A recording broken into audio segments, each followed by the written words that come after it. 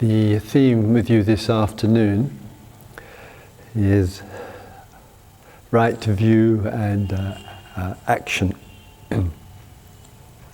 And with this exploration of view and its expression, it's an essential and important area for exploration.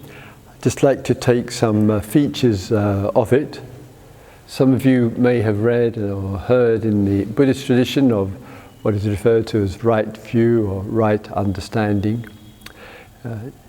In terms of the language of right, the Dharma teachings essentially endeavoured actually to keep away from this fragmentation or dualism of right and wrong, of good and bad there, because of our tendency to get so easily involved in a variety of judgments. So what is referred to, perhaps a more helpful and skillful way of language, is to examine and explore through reflections and sharings and meditations what is a healthy response to a situation and what is a harmful one. That isn't always easy to see. Sometimes we do need the communication with others and the feedback from. I'll give some examples as the time goes by. But looking at the view, since the view of the human being or of the group does exert influence on the group and also and equally on the other or others. So a view coming together in the mind finds its expression, and in that expression we can see and know the impact of it. And the view of human beings is rather critical to our well-being. It has enormous bearing on our relationship to life, and that view obviously can go in any direction. The view that we have, so to speak, of ourselves has enormous influence on the relationship with ourselves. The view that we have on another or others equally, or on life, or on animals, or nature. The views which may come out of philosophy and Buddhology and theology and metaphysics and criticisms. So here's a human being engaged with life, and that which we express with thought, with speech, with the written, with the action, somewhere in all of that there is the expression of the view.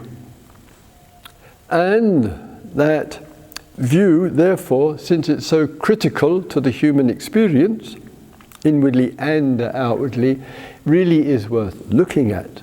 What is the view?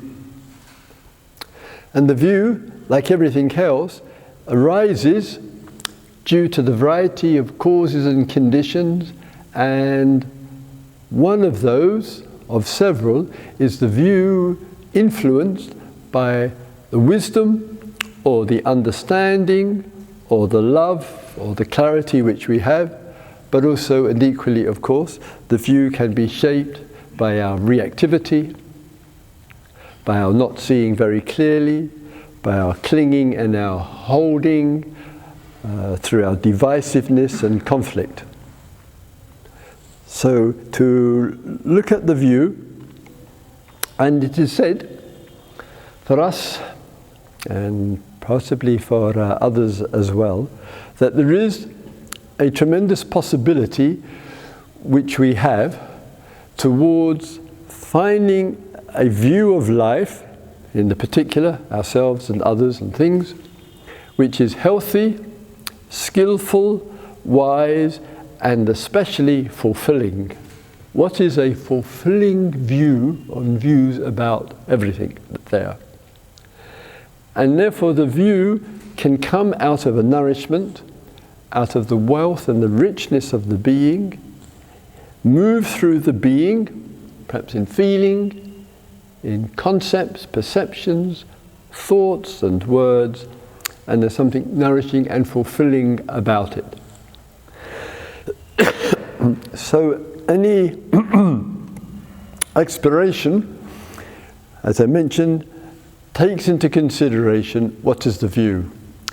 Plenty of times in life, we meet with the other, whoever he, she, they may be. There may be a difference of view. Of course there may be.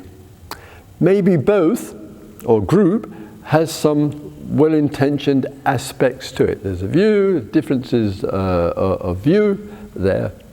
And it's to listen and check within ourselves what is the relationship to the view. Because the view is dependently arising, which means it's related to other there. So what I mean by that is, one can be right. It might be a right view, a healthy, useful, valid view for people, for situations, for the planet, or whatever.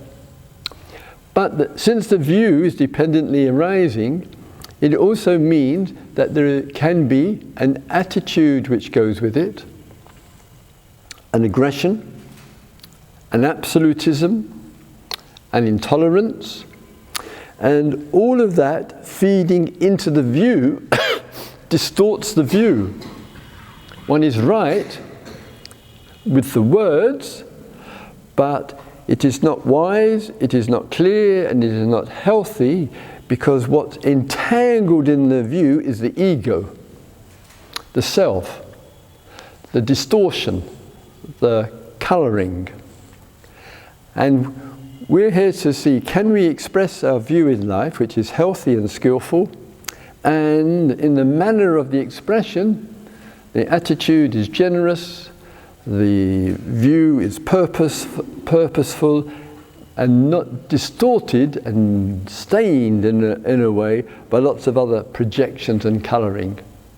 So the view must be accompanied with there. And sometimes we do need just to check in with ourselves in relationship to this.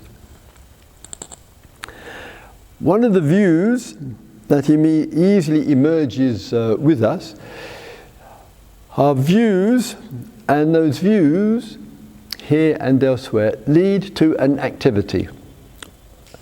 And that activity, and in that respect, we are rather known in this world mostly by what we do, mostly by our actions and our activities.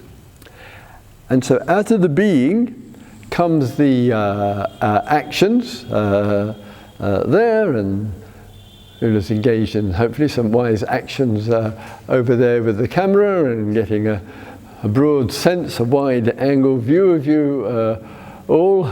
I remember one time some years ago, slight side thing here, made a request for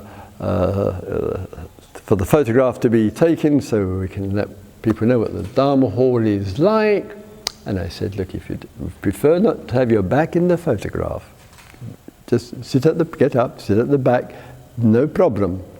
One person didn't quite understand that. And then after the finish in the hall, said, I don't want my back photographed. I don't want to be in this photograph. And it was a person who had fair hair and a green shirt on. So I said, no problem. I asked for my good friends, Photoshop. She went from fair hair to a brunette, and from a green shirt to a maroon one. Problem solved. Inshallah, to Photoshop. All right. So there's still this option if you afterwards you decide something different. Okay. So with the movement into the action. With action, activity. And here is an activity as well. The Buddha has used the word action, karma, in an everyday conventional sense, but in a deeper sense, and the deeper one is more interesting. So in the everyday sense, karma is the influence of the old, the past, the history. It could be healthy and good, it could be unhealthy and unwise and habitual and addictive. And the influence of the old impacting on the present for a human being is called karma. And therefore the teachings are the complete resolution of karma. It is the teachings are the ending, the cessation of karma. That sometimes is misunderstood, and they say, oh well, the only way karma can end is when we're dead, when there's extinction, when we're finished, and the karma comes to an end, but then of course there may be a rebirth, and so on and so forth. Or everything that we do is karma, everything we say is karma. Others may have that view, it's all karma. We hear these words, but it's not in the Buddha's Dharma, it's not the teaching. Nor is it the teaching with action to engage in any kind of generalization about karma. It's their karma. This is regarded as abusive, unhealthy, unwise, unskillful, and untrue. It's a gross, unacceptable generalization of people or groups of people, or what, it's their karma there. And it's not acceptable in any way to use that language whatsoever. It is applied very precisely in these teachings and very, very specifically if something from the past is unclear or unresolved, even the habit of doing good, even the wholesome, even the doing of good, and it influencing upon the present, and therefore also into the future, this is karma. And when it lands in the present, something's unresolved from the past, it lands in the present, it is called the fruit of karma vipaka, the Pali, the fruit of karma. It lands in the present. And sometimes you and I know from our direct experience there is something from the past, it needs some attention, some clarification, because without it, it has too much influence on consciousness, it affects our behavior, it affects our speech, it affects our peace of mind, it affects our sleep, our communications with others. So there are situations where we look at the movement from the past in the present, which is an action, it is an activity, landing in the present. Do I want to continue with this? Do I want to continue with this? Do I want to continue repeating this? And therefore, quite often, there is a natural, natural and organic wish to put an end to the karma, in which it is not it is not helpful to in any way blame anybody else. It is equally not helpful to blame oneself. That will not resolve karma. Blame will only feed blame. It's a cover-up. There may be the facts of what he, she, they did to me. There may be the facts I let myself down. But facts are not a license for giving oneself a really hard time or giving others a hard time. Others may need to be held accountable. They need to be spoken to. We have a system, not a very good one in my view, so-called justice system, so-called. They were supposed to take account of people's behavior, which is harmful and destructive and exploitive. Basically, in the language here, addressing their karma there. But here, in the environment here, the guys are out, it's late in the afternoon, Sunday, whatever, makes a change, I suppose, from going to the ashram. So sometimes in the relevance of this, I may be doing really good things in the world, helping other people, supporting the environment, helping creatures, being a creative and artistic, and much, much else. In that movement, that activity there, it could be I am putting a lot of pressure on myself to succeed. It could be that there is some colour and distortion. I want recognition. I want to be loved. I want to succeed. I want to achieve in this activity. And that pressure easily affects our relationships with the other, and obviously easy with ourselves. I regularly meet on the retreats and outside people who are really doing good by any yardstick. They're doing good. Beautiful, beautiful things. Working diligently. Burnout. Burnout, it's widespread.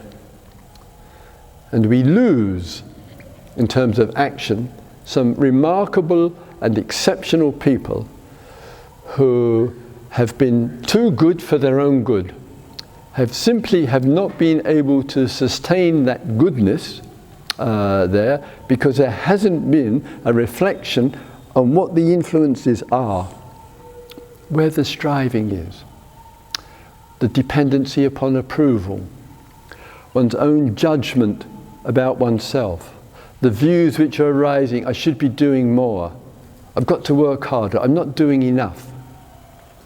And all of that shortens the life of an engaged and active life. So sometimes the movement, the movement from past to present, easily, when it's involving karma, something unsatisfactory in it, maybe harmful or maybe good, but not enough wisdom with it, shall we say, will involve in some way or other one's self, the other, self, or the combination of the two. So karma, when it's under the impact of the old, will get preoccupied with oneself. There. We come on a retreat. Frankly, there is the absence, a lot of other. We are here. It's worthwhile. I have to say that. We are here, and it is worthwhile insofar as we have some silence. We've had these days, now 6 days here together, to really look at what is going on here. One of the aspects of that is to be mindful and clear as possible. What is the self, which is the I and my, what is it doing? Where is it landing? What is unresolved with us? When the I and my is not so strong, what is this experience of calm and clarity? What is it just to see a frustration in the mind, just as a frustration in the mind, and not, oh, I am so frustrated, I'm not getting what I want? What is it to experience appreciation and perhaps a love and a sense of interest and curiosity about with another in the hall, because what's called VRs are very common here. It's called Vipassana romances, and various people are either on the giving end or on the receiving end of all of this. A few decades ago I might have been on the receiving end, but anyway. So won't go into all of that. But more importantly here, can one feel a love, a friendship, a connection, the spark of the romance towards the other, to whoever he or she is, young old there. And recognize that, see that clearly, respond to that, and sometimes it was the senior citizens and the middle citizens and the younger citizens, etc. The clarity, there is no expectation nor demand on the other for the return. It's just, well, there's love here, there's romantic sense here, there's communication here, there's feeling here, etc. And quite often, it happens very regularly, that in the asking in terms of the action and the leaning forward there, that in the silence, whoa, can the mind and the heart run riot with interest in the other there? And the mind can then, out of that interest, have all sorts of views of living happily ever after, etc. And it quite often happens as well that it usually takes, coming out of the silence, which will end at breakfast tomorrow, that person who's full of intense romantic feeling there, who sees two pairs of her or his sandals next to the other outside the hall and regard it as a cosmic synchronicity, which is a sure sign of such romantic feelings, whatever, or in the same food queue, one's behind the other there, and it's nearly married at this point, etc. There. And then it just takes a 2-minute conversation with that person. Oh my God! How on earth in the silence did I create this whole story? And then this person speaks to me, etc. We had could go on, I have lots of these stories.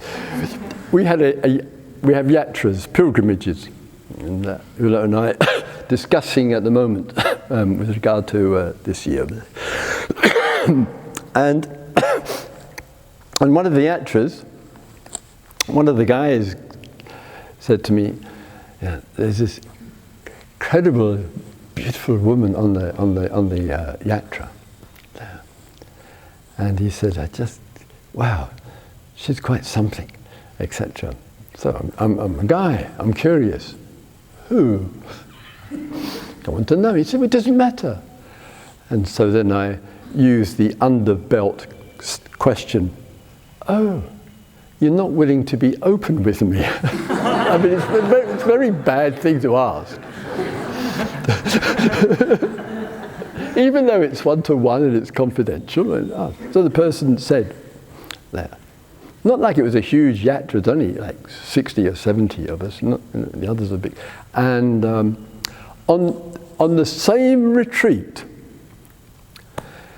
11 guys had all had this feeling about this particular woman there.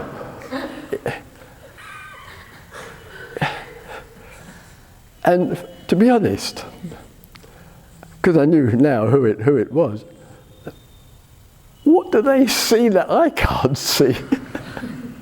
It's our contact to what responds to, what touches us, and in love, in presentation, in beauty, in handsome, in feelings and sentiments. It varies so much. But in this occasion, a whole football team of guys. Interesting. All right. So sometimes, pardon me, the action is of the other. It's an influence of landing on the so-called self of the other. Sometimes the action, as we engage in here, is quite appropriate. We're not denying or refuting it there. And sometimes it's on both. And the influence is landing on the other in a holding way, landing on ourself in a holding way, or on both, will have some influence there. And the liberation teaching, which is the precious and important teaching, is a liberation of action there, small ones, big ones, whatever, which is not dependent on the approval of the other, nor on the approval of oneself, and therefore it is not under the influence of karma. It's not getting what I want from the other. It's not the demand on our self.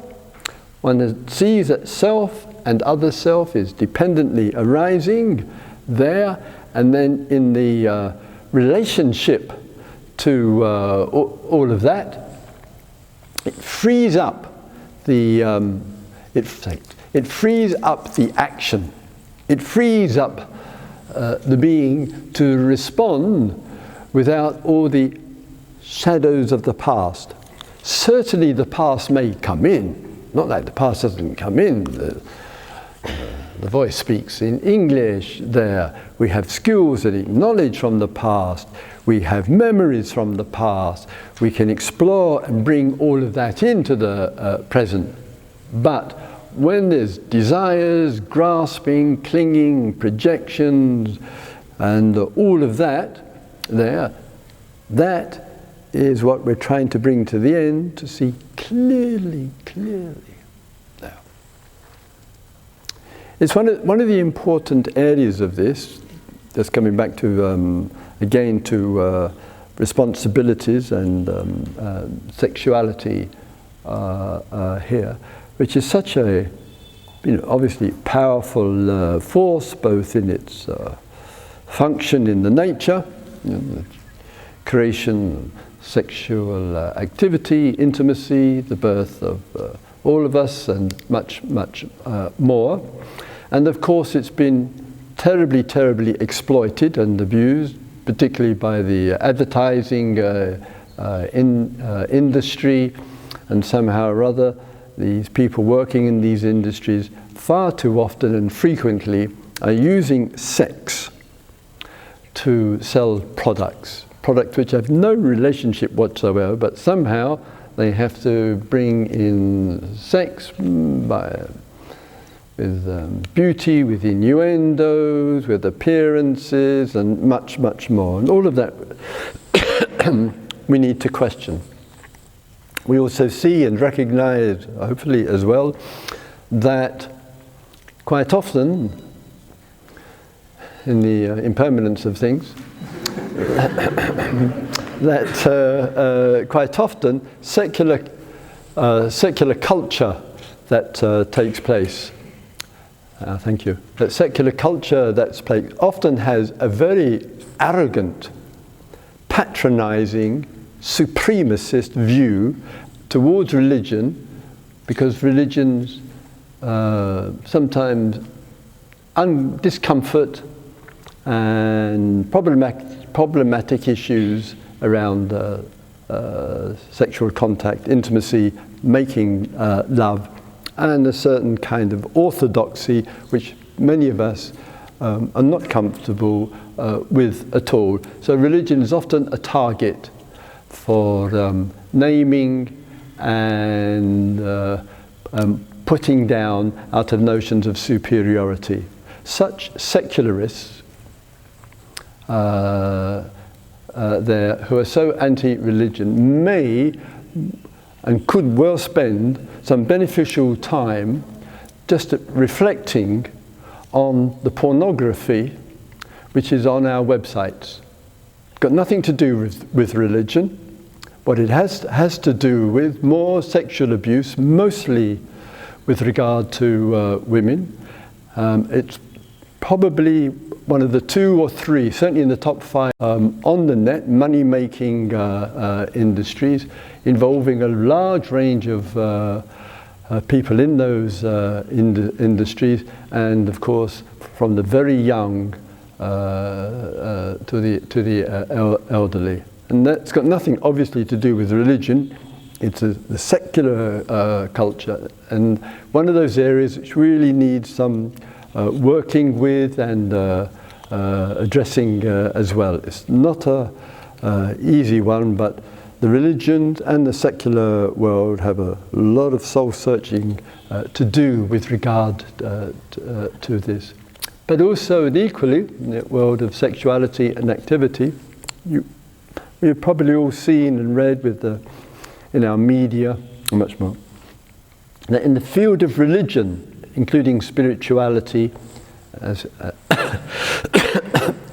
well, that there quite regularly stories which are arising from the direct experiences of women and men as well with regard to abuse, and the expressions of it in terms of abuse of power that may and can show itself as well as the authority figures, mostly men, sometimes in the role of gurus, masters, spiritual teachers, and other people who have the privilege of sitting on the throne.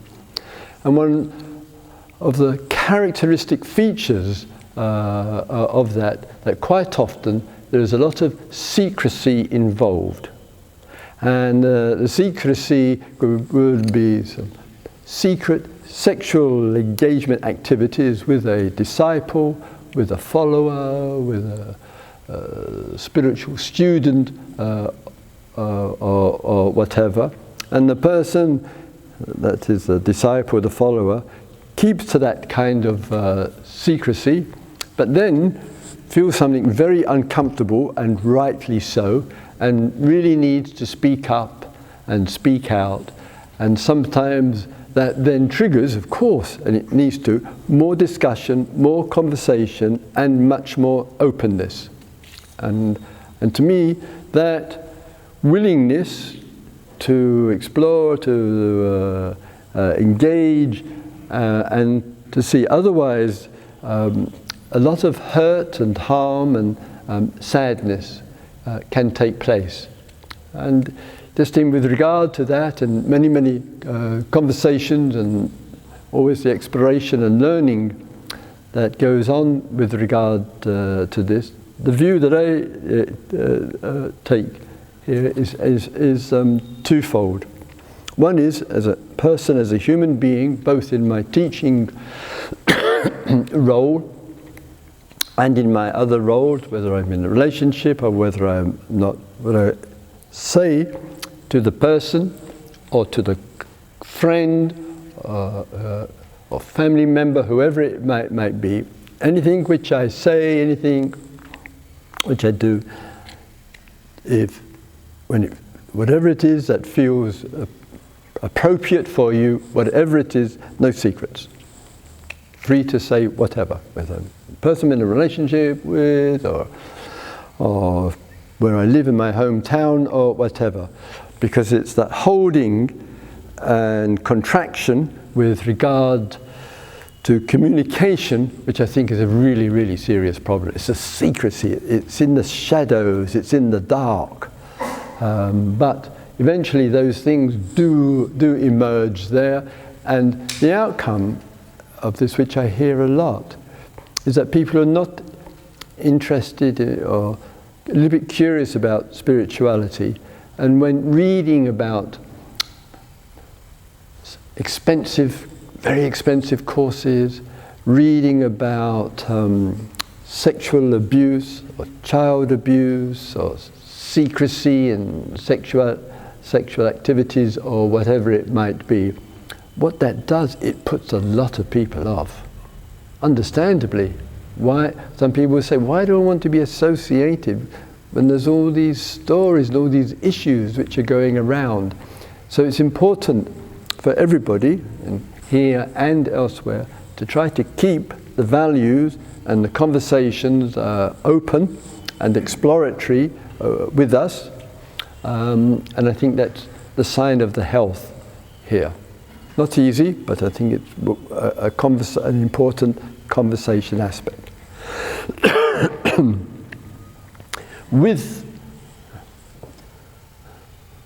Not bad. With the areas of action as well, just stepping back for a moment or two here, in any important experiences which go on. There's always much to explore and touch upon. But I do say with action in the world there,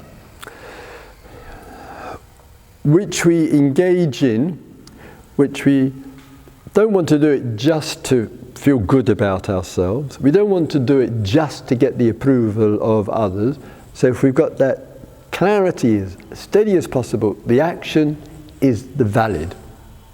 We have to trust in our activities, body, speech and mind. We have to trust in that if we there, and perhaps some will respond.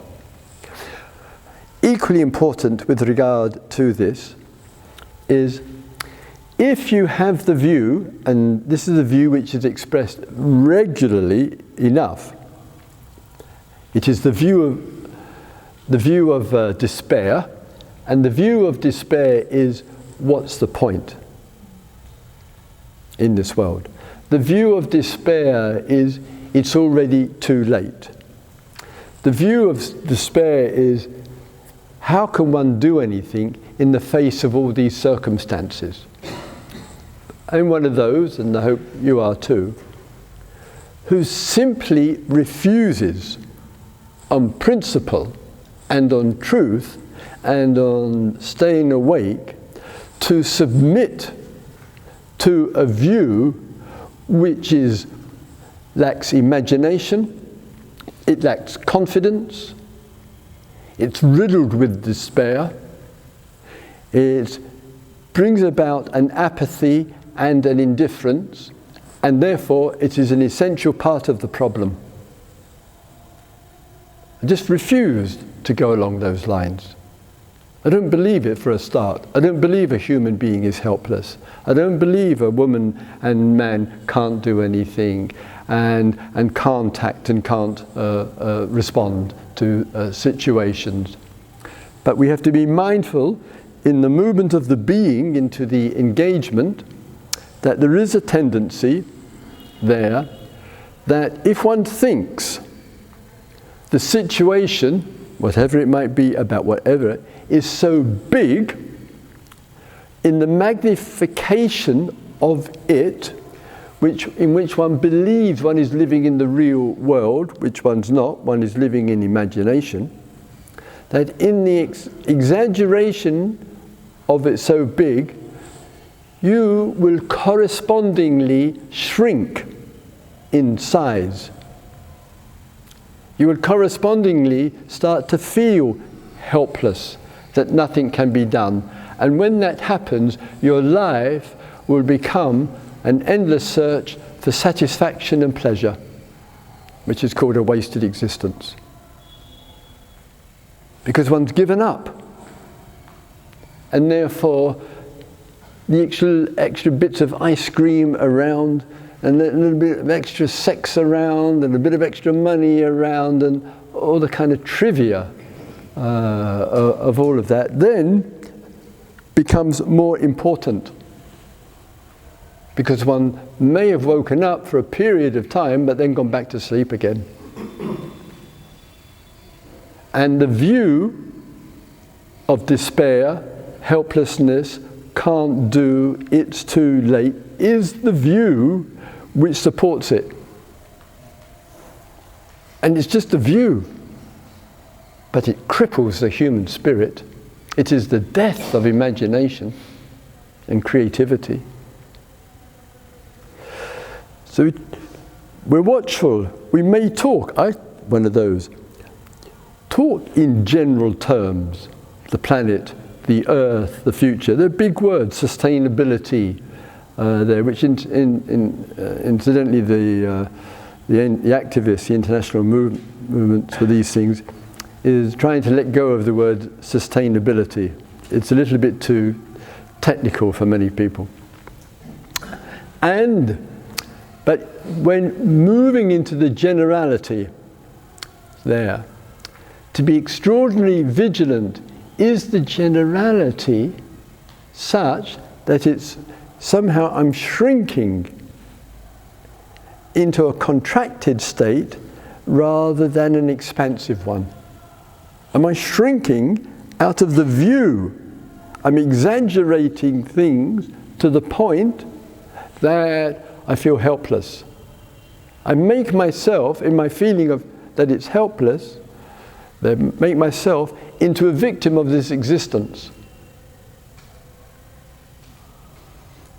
It cripples, it's a handicap. It cripples action. It cripples our way of being. And it's, as I mentioned, it's somehow, it's the view out there. And unfortunately, with this view there, it is fed to us there. We keep hearing it, and more of the realistic dramas of this earth, and they are major and serious ones there. But we need our mindfulness. We need every drop of it. Yes, that is happening, but I don't have to end up as a small, shrunken human being who feels helpless. And the way that is resolved is pretty well only through community.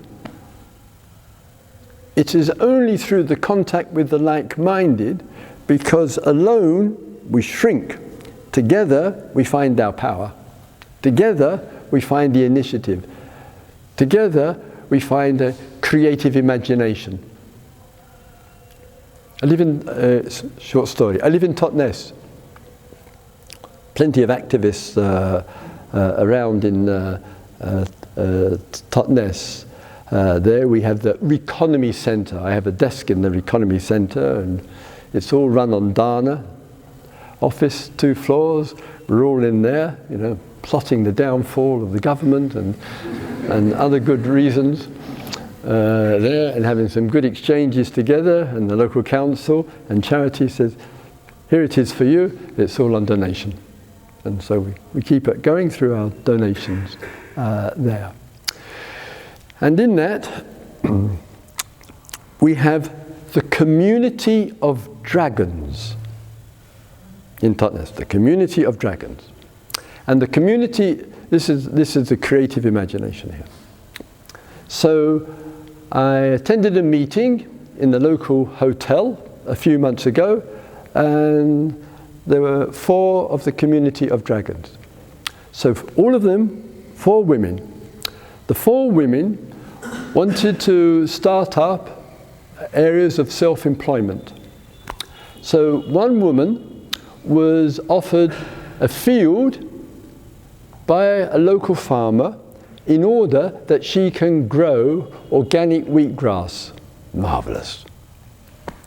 Another woman, she, recognizing all the obesity and overweight and heaviness which is around, wanted to start a network, particularly for the very poor families living on the junk food and all the consequences, of working and supporting them and sharing together to find ways for a nutritious and healthy diet.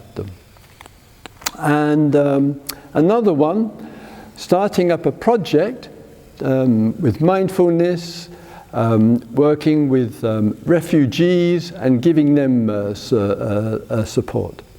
So they had one person, there was about 80 of us listening. So one of the dragons, she spoke, of course lots of preparation and all this, for around 8 minutes. And then after 8 minutes, she said to us, this is the support that I need. Is there anyone else who could help me, anyone here could help me to design a leaflet, a flyer? Is there anyone else who will help me plant the seeds for the wheatgrass? Is there anyone here who can speak Arabic? Who knows how to do accounts? Who could set up a website? Who could give me some support?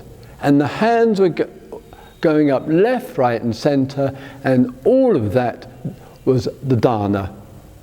And by the time that evening was over, those 4 women One person put his hand up and said, look, if 6 other people in the hall give £10, I'll put in £10 there. And a whole shower of hands went up there. And the women received £100, £200 in donations. And one person says up, I'll do your website for you. Another person says, I'll take care of your accounts. Others said, I'll plant your seeds, I'll do your leaflets and flyers, I'll help you with the computer support. And these women all had this community of dragons, people in the town giving 1 hour, 2 hours, a few hours to get them really, really going. This is called community. This is called support. Not just leaving it to a woman or a man, say, well, you want to be self-employed, yeah, good luck. No, we work together, we cooperate together. The town, I'm going to go on a roll here, the town itself there, one of the main people came here to India and learned a great deal, really sensed and knew from research and scientists that oil is the bloodline of the West, of technology and so on and so forth, and we can't go on living like this. So we organise meetings, and in those meetings, this is a town of 8,300 people, it's not a city, and organise these meetings to what way can we conserve energy, reduce our heating bills, water, electricity, expenditure, use of car, and travel by aeroplanes, and much, much more. What way can people in small businesses help and cooperate with the psychologists, cooperate with the schools, with the councils, with the waste disposal people, with the spiritual practitioners, with the organic farms? Can we all get together and work together, not as separate units there? The outcome of that was between 600 and 800 towns and cities around the world adopted the model. That's what happens when a small group of people come together, work together, see what we can do together, get empowered through that. Other people come, and other people coming now to Totnes for training. And we're so bloody minded in this town with the authorities there. We printed our own currency. To hell with the sterling. We got the shops. We got the shops to ban the use of plastic bags. It was the first time in the world that it was done. This is years ago now. And then it was beautiful. It just warms my heart with this Brexit. There was a declaration. They wrote a declaration there, and the declaration was that we, the citizens of Totnes, declare ourselves an independent city-state, free from the influence of the United Kingdom, and we declare our loyalty to the European Union. And this it went viral. All over Britain they were talking about it, and we went to the 17th century door, just like Martin Luther King did in Germany years ago, and we posted up the declaration of our independence. We printed passports, Totnes citizens, an independent city-state. They're in red, maroon, just like the British ones, and handed them out to people. And like Martin, he nailed his Reformation, to the wall. Well, we're kind of gentle, so we use blue tack. And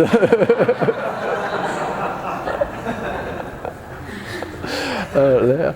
And sometimes just the release, the liberation of the imagination, and protest what the far right is doing in this division and separation and cutting off, so that we go back to this little insular, little Englander mentality, which some of us find childish, frankly.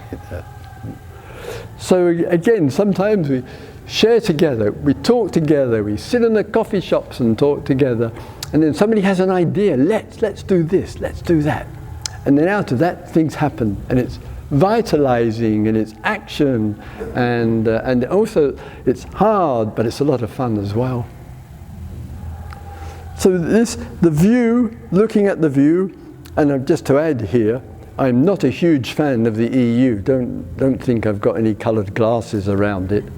Itself has immense problems, and it has major problems, and if it had taken more care of the poor communities in the cities and rurally and in the farm areas and in the industrial areas, and really looked after and taken care of them, we would not have the politics of the far right and the violence and the aggression. There's been a huge neglect of these good people there, and they're angry, and when they're angry, these events evolve in this way. So our exploration and our looking, view, love, ethics, less dependency on the other, less dependency on the self, recognizing there is a place for that. There is a place for the time out. There is a place to really look at what is going on here that is important. There is a place for the other. There is a place to see the relationship with the other there. But the great place is the liberation of action, the freedom to act.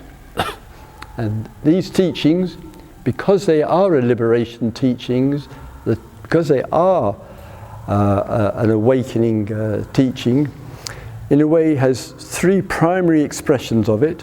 One, very important one, I've touched on it, freedom from the unhealthy, unsatisfactory influences of the past. The second important freedom, the freedom to be. And that expressions of the freedom to be. Then sometimes we have to question the oppressive, controlling influences within ourselves, within our community, with our nation or other nation states, their influence. And the other is the freedom to act. And if we say, I'm deeply interested in an awakened life, I'll explore freedom from, freedom to be, and the freedom to act. May we have a steadfast commitment for this. Thank you for lending an ear. Let's have the quiet minute.